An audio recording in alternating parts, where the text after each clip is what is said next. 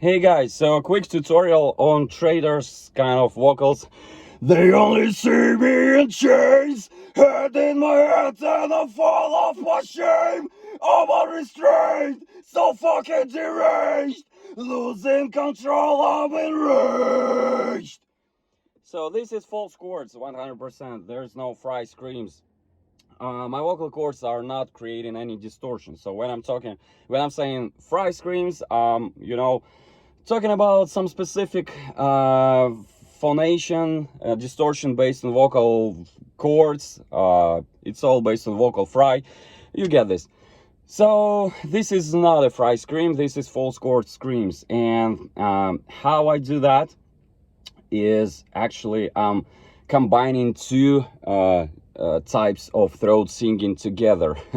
So this is how it works for me the best. So the first one, so the upper one, I call it the upper one because it feels more like in my nasal area. You need to be able to do that pretty easily, just right away. If you feel any strain, if you feel any pain, just practice this. All these elements must be kind of memorized, and they must be very easy, natural for you to do. Otherwise you'll probably end up hurting your vocal cords. And the second one, I call it the lower one, is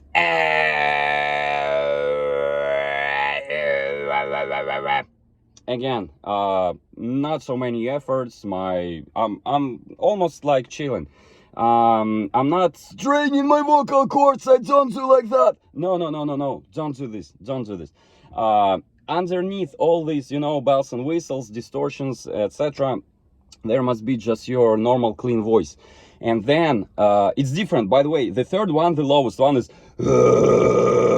and it's cartilage based, and it's the basis for these kind of old school death metal growls. No, we don't need this for now. We just need pure false chords. So the first one is it might be in different pitch. Just note the pitch is not really related. It's all defined by your vocal cords. But what is important is that vibration. So it feels very kind of nasal, and it's a very soft feeling. Nothing is really flapping. But this one, I do feel it in my voice box, and it's kind of it kind of makes my upper throat vibrating. But at the same time, it's not the same as where even the lower part is vibrating. Damn, it's really hot. So we need to combine these two, the upper one and the middle, or bottom in our case. How it feels. So I'm going from absolutely relaxed, then I'm engaging my upper part, then I'm engaging my kind of lower part. So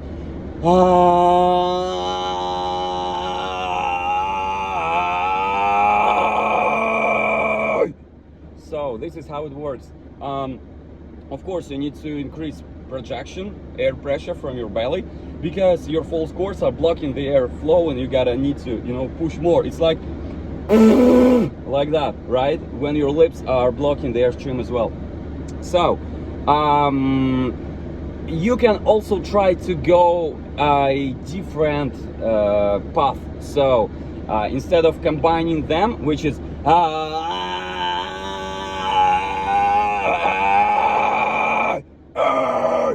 instead of that, you can actually try to find a very, very thin spot, very specific spot in between of those two types of throat singing, which is kind of weird. But at some point it really feels like there's like a switch that turns the first one into the second, or vice versa. And in that specific little spot, this is where it happens.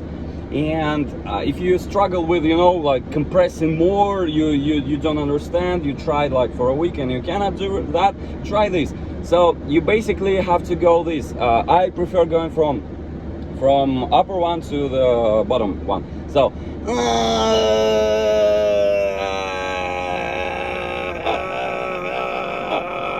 And this is it. You already hear that, you know, spikes of kind of semi-chaotic scream. I don't know why it happens. Maybe it's different tissues, or maybe it's different modes of false chord vibration. I don't know, but it works somehow. So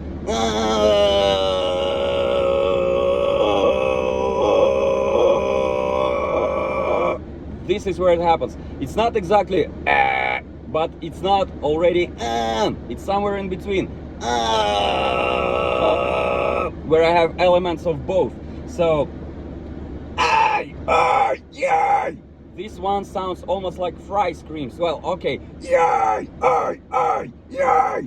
because I really put more efforts and compression on the upper one. But if I do more like then it's gonna be more like bottom dominant. So I'm just showing to you that this technique is pretty versatile, and you can have different, you know, shades of distortion and kind of even pitch. So I mean, you can vary the pitch. So that sweet spot, let's just abuse it for a second. So what happens is you don't have to kind of engage a lot. Your belly should not do super duper intense physical work. For the beginning, you just need to catch that spot.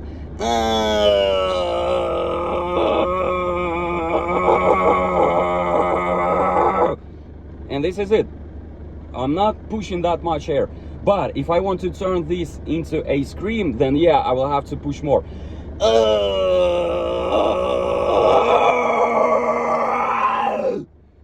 Or we can go in reverse, from scream to, so I will be just, you know, screaming, and then I will just lower the projection level, and you will hear how the scream sounds without lots of projection, because it's helpful. Even for me, when I just started learning this stuff, I was wondering, okay guys, you can scream, that's nice, but how does that specific false chord sound, you know, like in the beginner level?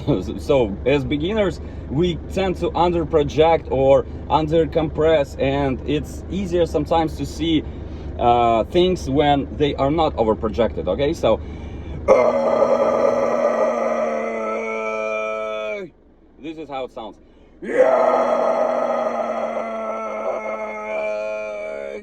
Just like I said, it's pretty much throat singing, but you have to find, use and abuse that specific spot where it happens. And by combining these two, just like the first way I said, like,